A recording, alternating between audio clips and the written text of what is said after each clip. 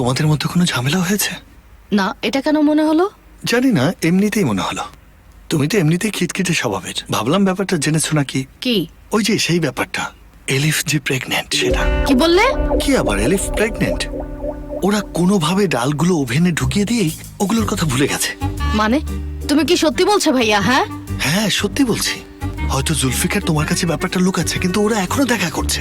এলিফ বলেছিল বাচ্চা হবে, জুলফিকার বলেছে হতে দাও, এতে সমস্যা কোথায়? কোনোভাবেই না, হতে পারে না। আর কি কি বাকি আছে? সত্যি বলছি, আমি জুলফিকারের কথাটাই তো বলছি। কি নিয়ে কথা হচ্ছে এখন? এই না, কিছু না, এই ভাই বোনের মধ্যে গল্প হচ্ছে আর কি। কি অবস্থা, কিছু করতে পারলে? না, পারিনি। আমি তোমার মতো এত ফাস্ট না, সরি, আমি কিছুই করতে পারিনি।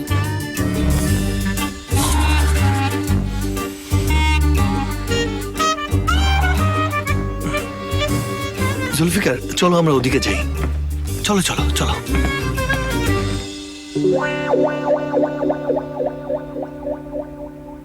আপনি এমন কাজ কিভাবে করতে পারলেন? এটা সেই রাতের কথা যেদিন আপনাকে মেরেছিল। আমি ভেবেছিলাম তাকে আমি নিয়ে যাই, কথা বলি আর তাকে একটু ভয় দেখাই। আমার কোনো খারাপ উদ্দেশ্য ছিল না। অচেতন অবস্থায় পড়েছিল।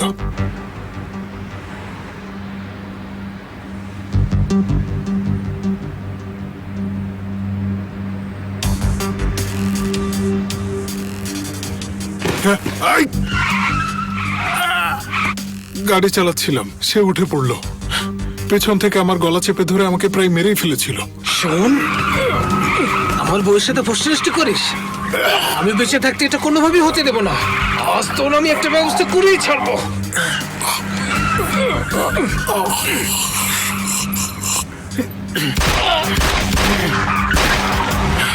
যান বাঁচাতে পিস্তলটা বের করলাম আর পিঠে গুলি চালালাম।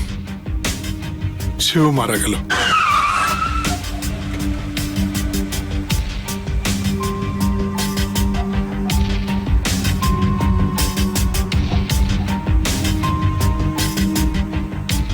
ওহ শিট, ওই অবস্থায় আমি হাসপাতালে বা থানায় যেতে পারিনি। শোনো ভাই, তোমাদের একটা কথা বলি, এমন লোকদের পাথরে পরিণত হওয়া উচিত। একজন তার বউকে খুন করার চেষ্টা করে আর অন্যজন বিশ্বাসঘাতকতা করে। ও ভাই, ওসব এখন বাদ দাও। আমি উমরান ম্যাডামকে কি বলবো সেটা বলো। আমাদের উপায় ছিল না, কবর দিলাম, মুক্তি পেলাম। খুব ভালো করেছেন। এত কিছু ঘটনার পর আপনি আমাকে নিয়ে গেলেন ফিশ স্যান্ডউইচ খাওয়াতে, যেন কিছুই উমরান হয়নি। ম্যাডাম, আমি আপনাকে হারাতে চাইনি, সত্যি বলছি। আপনার মাথা খারাপ হয়ে গেছে। ঈসা যদি এসব শুনতে... এমন করবেন না, ইসাকে শুনতে দেবেন না প্লিজ। ঠিক আছে, আপনি এখান থেকে চলে যান। ঠিক আছে, যাচ্ছি। আপনি এখন শান্ত হন। সত্যি সত্যি আপনার বিবেক বুদ্ধি লোপ পেয়েছে। আমার আসলে কোনো খারাপ উদ্দেশ্য ছিল না, শপথ করে বলছি। কথাটা আমি না বললে পারলাম না। ঠিক আছে, আপনি এখন দয়া করে এখান থেকে চলে যান। চলে যান বলছি আমি। ঠিক আছে, যাচ্ছি। আপনি কি চলে যাচ্ছেন? হ্যাঁ, উনি চলে যাচ্ছেন। আচ্ছা, গুড নাইট। তোমাকেও গুড নাইট।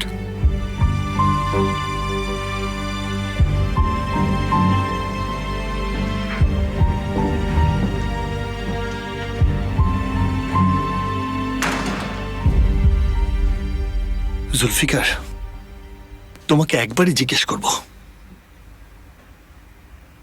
তোমাদের দুজনের মধ্যে কি কিছু হয়েছে নাকি হয়নি? সত্যি কথা বলবে।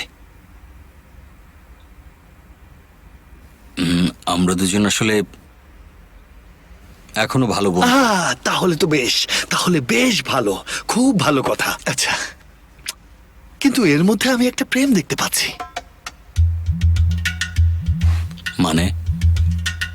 মানে কয়েকদিন আগে ওর এক্স বয়ফ্রেন্ড এসে হাজির হয়েছিল।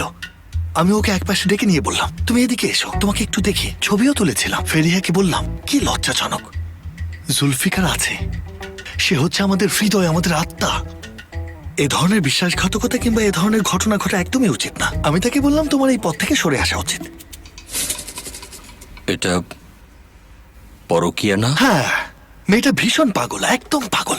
এজন্য ভাবলাম কিছু করা যাক। একই সাথে সে 5টা ছেলেকে ম্যানেজ করতে পেরেছে। আমি জানি, সত্যি বলছি। আল্লাহ আল্লাহ, আমার বন্ধু, তাই কিছু বলছি না। তবে মাঝে মাঝে ফেরিহা না তোমাকেও এর মধ্যে টেনে আনবে। তুমি বুঝতেই পারবে না, কারণ তুমি তো আমাদেরই আদরের ছোট ভাই। তবে হ্যাঁ, যেহেতু তোমাদের দুজনের মধ্যে কিছুই নেই তাহলে কোনো সমস্যাও নেই।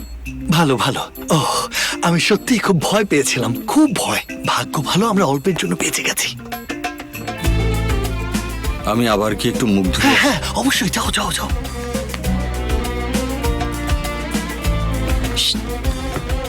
এত ফিসফিস কিসের? তুমি আবার কি ধরনের অপকর্ম করেছো শুনি? আয়শা, ওদের সম্পর্ক ভালো যাচ্ছে না, ঠিক করার চেষ্টা করছিলাম। চুপ করো। বোকা ভেবেছো আমাকে? না, বোকা তো আমি।